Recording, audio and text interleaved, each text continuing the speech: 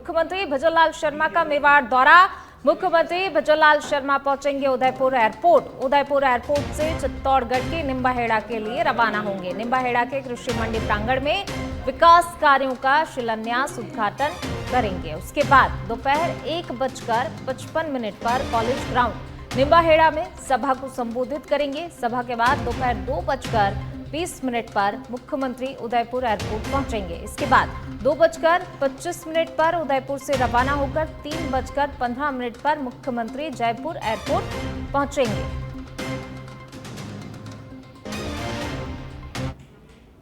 चलिए बढ़ेंगे आगे, बात अगली खबर की। भरतपुर पुलिस अधीक्षक दिगंत आनंद ने भरतपुर पुलिस अधीक्षक पद का पदभार ग्रहण किया है। इससे पूर्व जयपुर पुलिस आयुक्तालय में दक्षिण क्षेत्र के पुलिस उपायुक्त के पद पर कार्यरत थे। पदभार ग्रहण करते ही पुलिस अधीक्षक ने कहा है कि पीड़ितों को न्याय दिलाना, अपराधियों में भय बनाए रखना पुलिस की पहली प्राथमिकता रहेगी।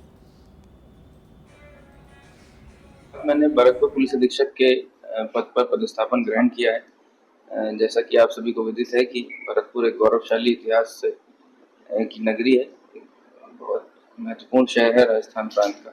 और पुलिसिंग में जो वरीयताएं रहेंगी हमारी, वो सर्वप्रथम संगठित अपराध किसी भी प्रकार का हो उस पर प्रभावी अंकुश लगाना, जो संगीन अपराध है उनको ट्रेस आउट करना, कमजोर वर्ग जैसे कि महिला, पिछड़ा वर्ग, इन सब के उत्थान के लिए, इनको अपराधों से बचाने के लिए जो भी पुलिस विभाग कर सकता है उस पर विशेष जोर रहेगा। और आमजन को रोजमर्रा की जिंदगी में प्रभावित करने वाले अपराध जैसे कि साइबर क्राइम, चोरी, नकबजनी, इन पर प्रभावी अंकुश लगाने की पूरी तरह से। डूंगरपुर के बिछुवाड़ा कस्बे में बाइक सवार युवक एक दुकान से चांदी से भरा हुआ बैग लेकर फरार हो गया। बैग में करीब 600 ग्राम चांदी भरी हुई थी। चांदी के जेवरात की कीमत करीब 70,000 रुपए बताई जा रही है। युवक की चोरी की वारदात सीसीटीवी कैमरे में कैद हुई है। पुलिस ने व्यापारी की रिपोर्ट पर जांच शुरू कर दी है।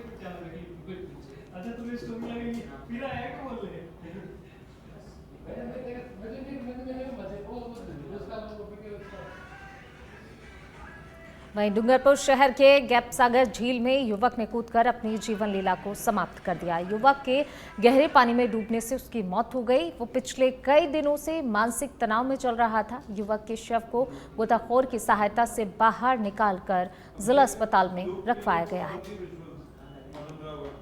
सूचना मिली घंटे पर पहले कोतवाली में टेलीफोन से एक आदमी अपने जूते निकाल के अंदर कूद गया पानी में, जो 10-15 मिनट हो गए बाहर नहीं आया। जिस पर हम यहाँ आए और गोताखोर को बुलाया और बाहर निकलवाया तो विकास धोबी डूंगरपुर का रहने वाला है, सब्जी मंडी में रहता है, तो उसको बाहर निकाल के हॉस्पिटल भेजा है। आज अभी सूचना मिली।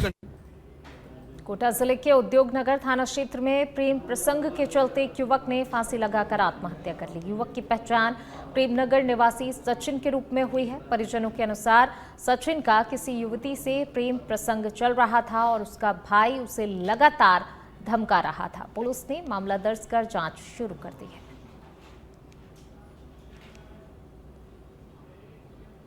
वहीं नागौर के जसनगर से कालू की ओर जा रहा एक युवक लूणी नदी में बाइक सहित गिर गया। युवक शराब के नशे में धुत था और बाइक से नियंत्रण खो बैठा, जिससे वह सीधे नदी में जा गिरा। घटना की जानकारी मिलते ही जसनगर चौकी प्रभारी सब इंस्पेक्टर राजमल मौके पर पहुंचे। हालात की गंभीरता को देखते हुए उन्होंने बिना जान की परवाह किए नदी में छलांग लगा दी और राहगीरों की मदद से युवक को सुरक्षित बाहर निकाला। युवक की पहचान वीरमा राम के रूप में हुई है।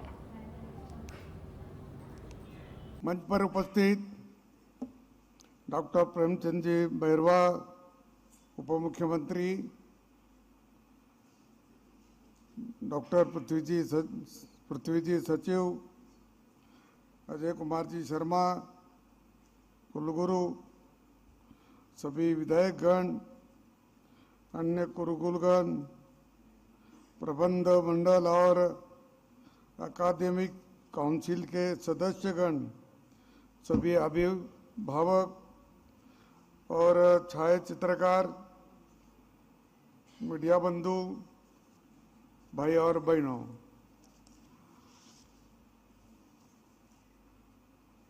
एमबीएम विश्वविद्यालय के जोधपुर द्वितीय दीक्षांत समारोह के सभी छात्र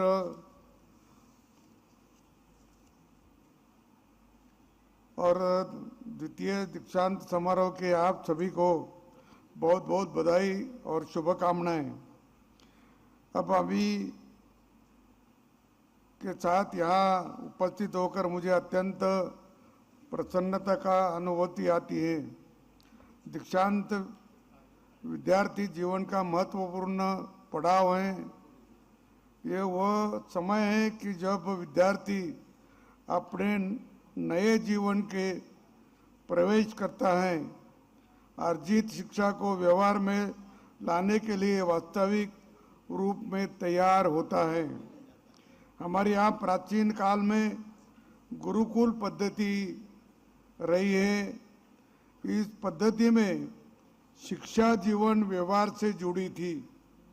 बगैर किसी के भेद के गुरु शिष्यों को जीवन की भावी चुनौतियों से मुकाबला करने के लिए तैयार करते थे।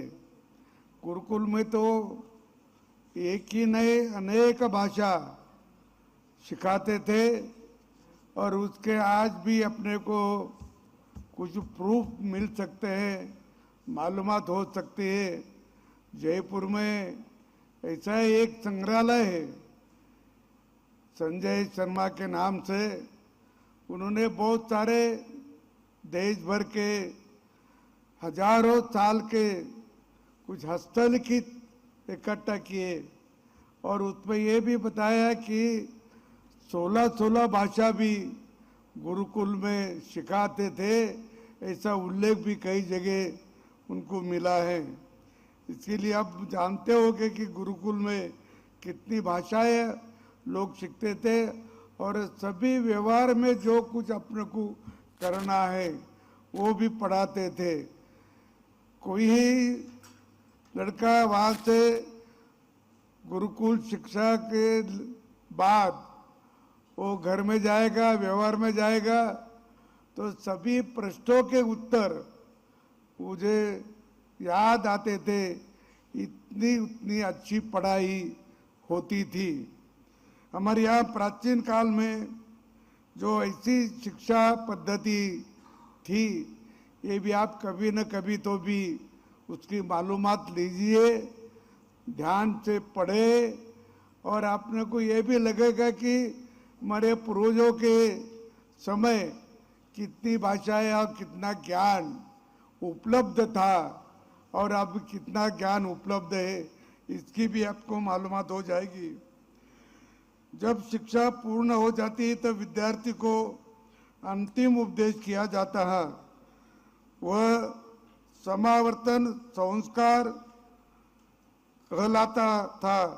इस पर विद्यार्थियों के ये अपेक्षा की जाती थी कि वह सदा सत्य बोलेगा, धर्म सम्मत आचरण करेगा और अपनी विद्या का अहंकार नहीं पालेगा।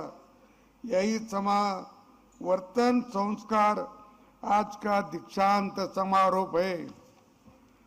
मैं चाहता हूं कि MBM विश्वविद्यालय के में आपने जो शिक्षा प्राप्त की है उनका उपयोग राष्ट्र और समाज के उन्नति के लिए करें। मेरा इस संस्थान के आचार्य से भी अनुरोध है कि वो पाठ्य पुस्तकों के साथ विद्यार्थियों को जीवन को गढ़ने का कार्य करे। उनकी बौद्धिक और शारीरिक क्षमता से वृद्धि के लिए शिक्षा प्रदान करे। मैंने कुछ दिन पहले ये विश्वविद्यालय के नेक एक्रीडेशन के गुणवत्ता सुधार से जुड़ी समीक्षा बैठक की थी।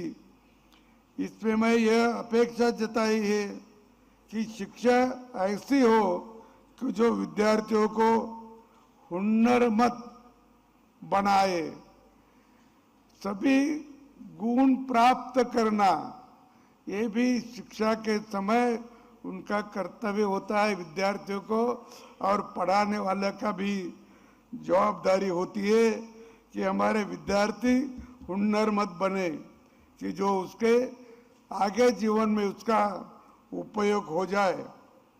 हमारे यहाँ लंबे समय तक ब्रिटिश काल की शिक्षा को हम ढोते आ रहे हैं।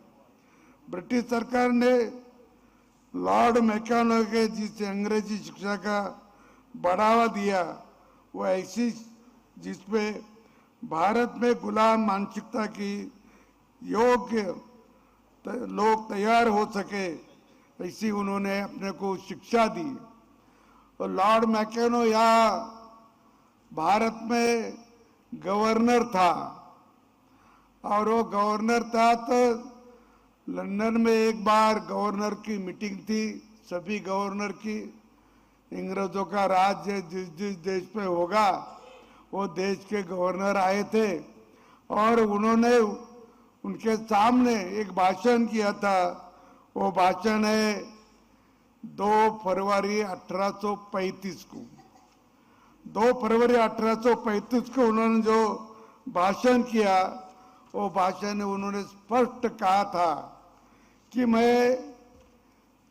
मैं भारत में सभी और घूमा, उत्तर दक्षिण पूर्व पश्चिम बहुत जगह गया, लेकिन मुझे कहीं चोर मिला नहीं, मुझे कहीं भीख मांगने वाला मिला नहीं।